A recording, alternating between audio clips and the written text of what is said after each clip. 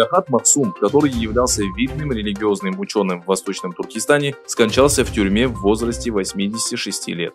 Ученого, родившегося в 1932 году, арестовали в конце 2017, несмотря на то, что он был прикован к кровати. Новость о его смерти долгое время держалась в секрете. В сообщении, опубликованном на одной из страниц в Фейсбуке, указывается, что начиная с 1958 года Абдулахат Махсум был осужден не менее 5 раз. До 2017 года ученый находился под домашним арестом. Абдулахат Махсум занимался преподавательской деятельностью на протяжении всей жизни. Перу ученого принадлежит большое количество произведений и переводов различной литературы.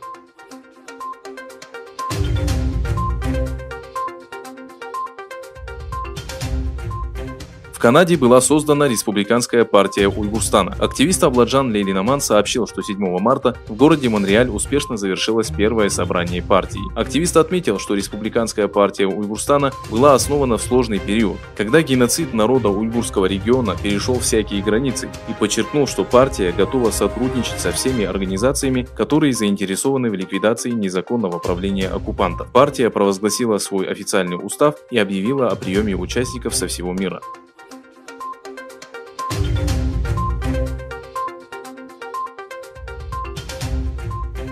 Несмотря на эпидемию коронавируса, в Крыму, который отошел к Российской Федерации, продолжают организовывать ярмарки и массовые выставки. Несмотря на риск заражения, большинство посетителей ярмарки, которая прошла 28 марта в Симферополе и Ялте, были без защитных масок и перчаток. По данным Крымского информационного агентства, большинство посетителей сельскохозяйственной выставки в Ялте были преклонного возраста, лишь немногие из которых приняли меры предосторожности и надели маски. Аналогичная ситуация наблюдалась и в Симферополе, где прошла выставка, на которой были представлены продукты питания из разных регионов Крыма.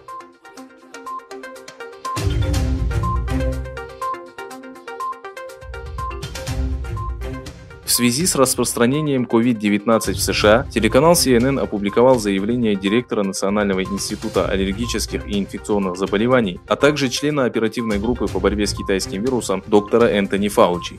Указав на то, что моделирование текущей обстановки, при которой оцениваются позитивные и негативные сценарии, доктор Фаучи отметил, что худшего сценария не было во время предыдущих эпидемий. Доктор отметил, что при худшем исходе эпидемия коснется миллионов людей.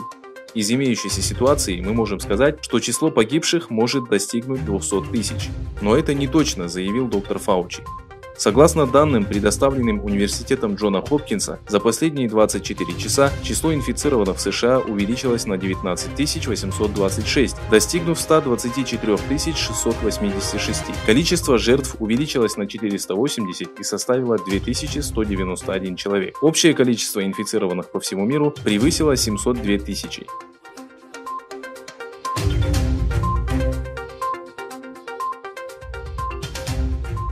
Представители правительства Южной Кореи сообщили, что вчера в КНДР прошли испытания баллистических ракет малой дальности. В заявлении южнокорейских представителей было отмечено, что из порта Вонсан в море были запущены 2 ракеты. В случае подтверждения данной информации, это станет 4-м испытанием баллистических ракет в КНДР за последний месяц. Представители Южной Кореи заявили, что в момент, когда весь мир борется с эпидемией, действия КНДР крайне необоснованы. В свою очередь, Министерство обороны Японии сообщило, что ракеты упали на территории японских вод.